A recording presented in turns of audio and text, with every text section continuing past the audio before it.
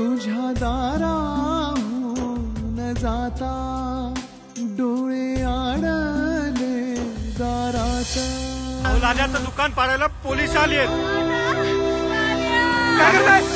ते दुकान माझं आहे. दुकान पाडायचं आहे माझं.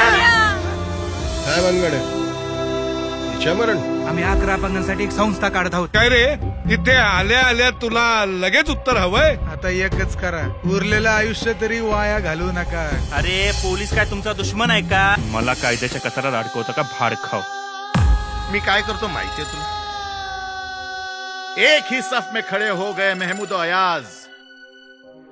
ना कोई बंदा रहा है ना कोई बंदा नवाज.